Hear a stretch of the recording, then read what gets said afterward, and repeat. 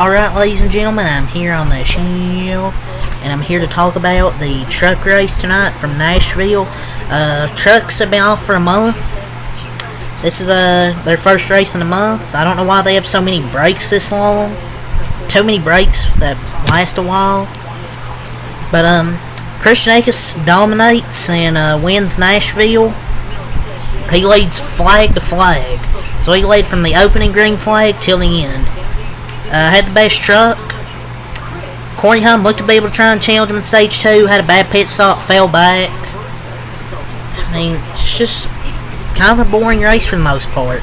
Besides all the chaos in stages 1 and 2 with all the crashing, this was really a crash fest through the first 2 stages. That's how you can tell these drivers been off for a while, because it didn't look like they know what they were freaking doing out there. But it's just made the truck series really suck this year. Like, it's really just the Akis and Corey Humm show, because they're the 2 best drivers in that series that are worth a damn. I mean, I'm an Akis fan. I'm really happy he led every lap and won. But this series needs such a revival. It was pretty bad race, I'll say. Pretty mid, for the most part. But really just a snooze fest. And just really a wash series. But that's just an ass kicking by Akis, but the race was just really, really bad. The first 2 stages were really chaos. Bunch of wrecks, spins. And stage 3, besides that one spin Jack Wood had, Connor Jones spun him out. Other than that, honestly, pretty boring race for the most part. Jack Wood got spun by Connor Jones. And Connor Jones, man, he does it again. Takes out another competitor on the track. I mean, why is this guy in this series racing for one of the top teams? I don't know why. Why did they not give him a 2-lap penalty like they did to Lane Riggs? Should have been 2 laps for reckless driving. But NASCAR just inconsistency from officiating. Like, they need to figure out trucks spinning and not making contact. It's not a caution. I felt there should have been a caution. Well, there was caution with the back of the 91, or there was contact with the back of the 91. But that shouldn't have been a fucking caution. It didn't need to be a caution. But you should have held him for 2 laps if you held Lane Riggs for 2 laps. Like, Connor Jones is just terrible. They need to take his fucking NASCAR license. Like, the dude's a freaking hazard every single week on track, getting into it with somebody and hitting or swerving to somebody under caution. I mean, just terrible. The dude's just complete hack.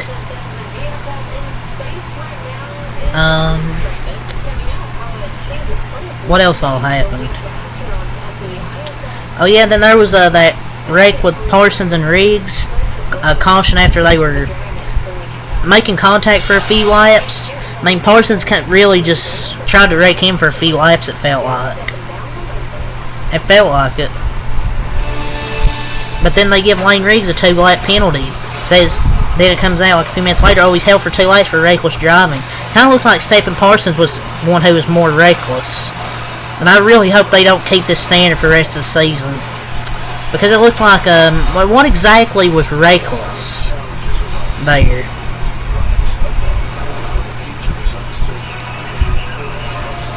That was not egregious, really.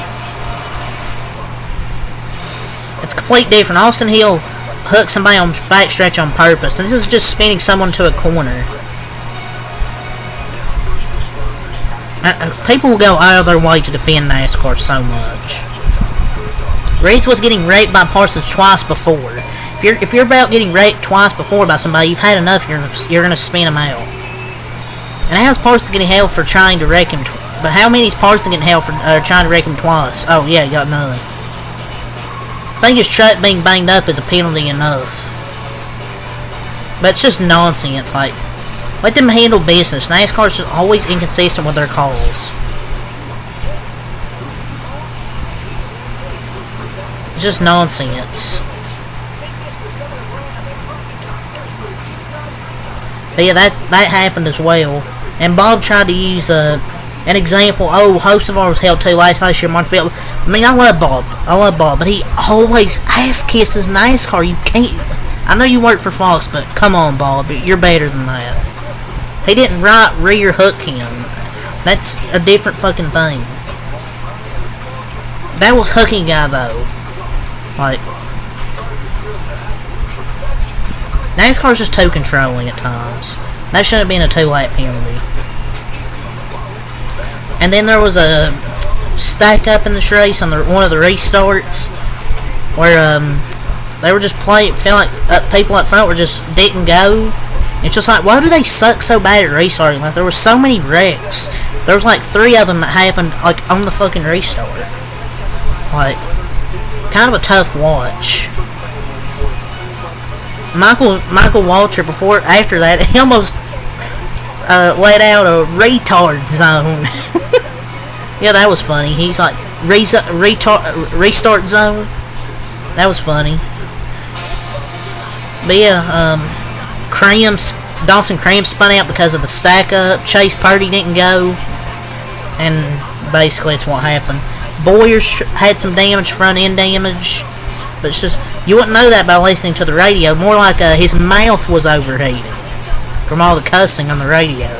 But man, these freaking truck drivers suck. And he got tired of all the jimmy jacking the truck drivers were doing tonight. And now Clint knows why Brett didn't want spot for him in the trucks. And he was like, do these motherfuckers not have spotters? Trucks aren't what they used to be. There's a reason guys like Ty Gibbs and probably other drivers will skip trucks. It's because some of these guys don't know how to fucking drive. He's getting mad it's only his first race back. It might be his last one. Ben Rhodes dumped Taylor Gray, I think it was Taylor Gray.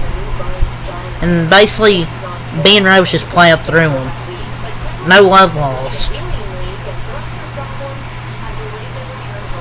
So yeah, it was a tough break because he gained 6 spots on the pit stop, then gets turned by Ben Rhodes. Yeah, let's go over all what happened. Stage 1, Dean Thompson, Brett Holmes, Timmy Hill, Akinori Ogata, Mason Maggio, and either Tanner or Taylor, whichever Gray got involved, had some damage. Maggio kind of just wrecked Dean Thompson, just plowed through him. Multiple trucks got involved. Of course, it happens on lap 1, the first race in a month back from the truck of this break for the trucks. So we didn't get a green flag lap there. Then the next restart, Brett Holmes goes around. He wrecks. I believe his night was done. So still no green flag laps. But then we get the rest of the stage green. Christian Eckes wins stage 1. Stage 2, Taylor Gray crashes. Ben Rhodes just completely ran the back of him. He was way too aggressive early. But yeah, he caused that wreck there. Taylor Gray was done for the night. And I was talking about the stack up. Dawson Cram spins after that stack up. Front of the field didn't go. Chase Purdy must have missed a shift, and Clint Boyer ran the back of him. And yeah, Boyer still got at least salvaged a good finish, but he was in the top 10 most of the race. Stephen Parsons spins after that contact. Few laps with Lane Riggs. Lane Riggs got rightfully spun him out, and then gets 2-lap penalty because NASCAR doesn't know how to enforce rules. And then Christian Eckes wins stage 2 under caution. Corey Heim was coming. He was coming. But luckily that caution came out. He swept the stages. Stage 3, Jack Wood gets spun by Connor Jones. And, yeah, Connor Jones is just a hack. That's what it is. Just calling it how it is. And the rest of the race goes green, and Christian Eckes wins at Nashville. It's really him and the Corey Heim show this season. But yeah, we'll go over the finishing results here. I'll give the race 4 out of 10. It's pretty boring for the most part. Christian Eckes can win. Daniel Dye finished second, a career-best finish. Shout out to Daniel Dye getting a second-place finish. Corey Heim was third. He might have had something for Eckes because stage 2 he was closing at the end there, but then he had that bad pit stop, put him back. Roger Crew 4th. Shout out to Roger, a really good top 5 run. Tyler Ankrum finally gets a good run. 5th, Brandon Figure 6th, Ben Rose 7th, Matt Mills 8th, Tom Majeski 9th, and Jay Garcia gets a top 10. Start for race in 11th, Connor Jones in the 12th position, Nick Sanchez in the 13th spot. He wrecked in qualifying. The truck really wasn't there all night, but they finally got in the top 15, so salvaged a good night, what could have been a bad night. Tanner Gray 14th, Ty Dillon 15th, Jack Wood 16th, Clint Boyer 17th, come back from that rate to get 17th, Dawson Sutton 18th, Butterbean Queen 19th, and Dawson Cram 20th. So that shows you about Thad Moffett. having that truck in the 30s every week, and Dawson Crean finished that truck 20th. I mean, yeah, there were some drivers that had issues, but he still got 20th. Not saying he's that good, though. He's not that good, but Thad Moffitt's worse. Chase Purdy 21st, Spencer Boyd 22nd, Matt Crafton 23rd, 2 laps down, had a tire, some type of issue. Wallace Allen 24th, Lane Riggs 25th, Stephen Parsons 26th, Timmy Hill 27th, Dean Thompson 20th, Bailey Curry 29th, round top 30s, Ekanori Ogata. Frankie Muniz 31st, had some type of issue. Mason Massey 32nd, Caden Honeycutt, an unfortunate issue, got up to 3rd, and had some type of engine issue, just unfortunate, because he was going to have a good shot tonight. Taylor Gray 34th, Mason Maggio 35th, Rutherford 36th, and the last place is Brett Holmes. So yeah, that's my thoughts on the race tonight.